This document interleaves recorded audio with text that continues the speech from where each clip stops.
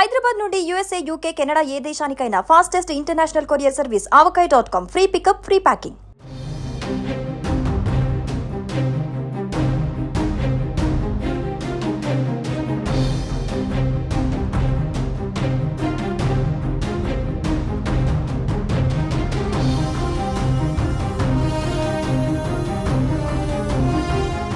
అమెరికాలో జరిగిన రోడ్డు ప్రమాదంలో తెలుగు కుటుంబం బలైపోయింది.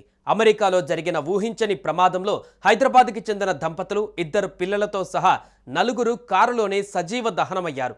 విహారయాత్ర కోసం వెళ్లి చివరికి ఆ కుటుంబ సభ్యులంతా ప్రాణాలు కోల్పోవడం అనేది ఇప్పుడు ప్రతి ఒక్కరిని కంటతడి పెట్టిస్తోంది.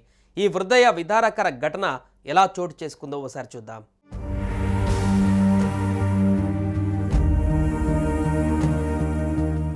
హైదరాబాద్కు చెందిన వెంకట్, తేజస్విని దంపతులు తమ 2 పిల్లలతో కలిసి ఇటీవలే విహారయాత్ర కోసం అమెరికా వెళ్లారు. డలాస్ నుంచి అట్లాంటాలోని తమ బంధువుల ఇంటికి వెళ్లారు. అక్కడి నుంచి తిరిగి డలాస్కు కారులో వస్తుండగా గ్రీన్ కౌంటీ వద్ద ఊహించని ప్రమాదం జరిగింది. వీరు ప్రయాణిస్తున్న కారును ఎదురుగా వేగంగా వస్తున్న ఓ మినీ ట్రక్ ఢీకొట్టింది. ఈ ప్రమాదంతో ఈ కుటుంబం ప్రయాణిస్తున్న కారులో అకస్మాత్తుగా మంటలు చెలరేగాయి.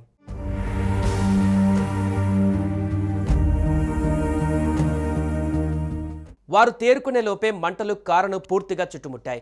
దీంతో వెంకట్ కుటుంబ సభ్యులు ఆ కారు నుంచి బయటకు రాలేకపోయారు. కానీ అప్పటికే జరగాల్సిన ఘోరం జరిగిపోయింది. ఎగిసిపడిన ఆ మంటలలో ఆ దంపతులతో పాటు 2 పిల్లలు కారులోనే సజీవ దహనమై ప్రాణాలు విడిచారు. కారు పూర్తిగా దగ్ధమవడంతో మృతదేహాలు బూడిదగా మారాయి. పోలీసులు మిగతా అవశేషాలను ఫోరెన్సిక్ పరీక్షల కోసం పంపారు. చిన్నారి సిద్ధార్థకు సంబంధించిన స్కూల్ ఐడి కార్డు అక్కడ లభించడంతో ఘటన వివరాలు వెలుగులోకి వచ్చాయి. స్కూల్ ద్వారా అడ్రస్ తెలుసుకొని పోలీసులు వారి నివాసానికి వెళ్ళగా తాళం వేసి ఉండడాన్ని గమనించారు.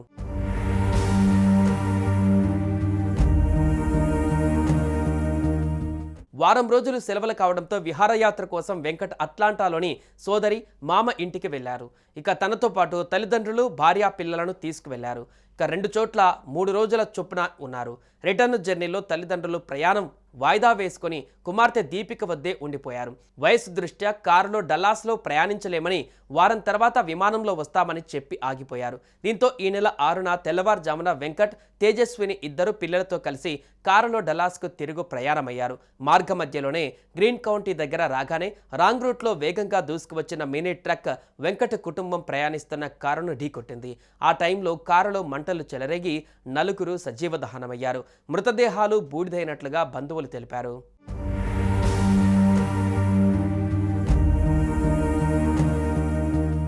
ప్రమాద స్థలంలో మృతుల గురించి తెలుసుకునేందుకు పోలీసులు పరిశీలించగా శ్రీ వెంకట కుమారుడు సిద్ధార్థ్ పాఠశాల ఐడి కార్డు లభ్యమైంది. ఆ కార్డు ఆధారంగా డల్లాస్లోని పాఠశాలకు వెళ్లి ఆరా తీయగా వెంకట్ చిరునామా దొరికింది. పోలీసులు వెంకట్ నివాసానికి వెళ్లగా తాళం వేసి ఉంది. స్థానికులు ఇచ్చిన సమాచారంతో 4 అట్లాంటాలోని దీపిక వద్దకు వెళ్లినట్లుగా తెలుసుకొని ఆమెకి సమాచారం ఇచ్చారు. ప్రమాద స్థలంలో సిద్ధార్థ మృతదేహంలో కొంత భాగం లభ్యమైంది.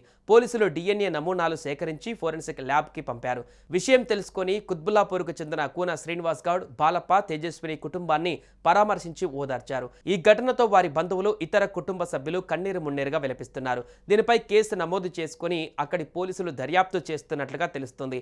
వెంకట కుటుంబ సభ్యుల మరణంతో హైదరాబాద్లోని వారి కాలనీలలో విషాద ఛాయలు అలుముకున్నాయి. సుమన్ టీవీలో మీ పర్సనల్ అండ్ బిజినెస్ ప్రమోషన్స్ కోసం కింది నెంబర్కి కాంటాక్ట్ చేయండి.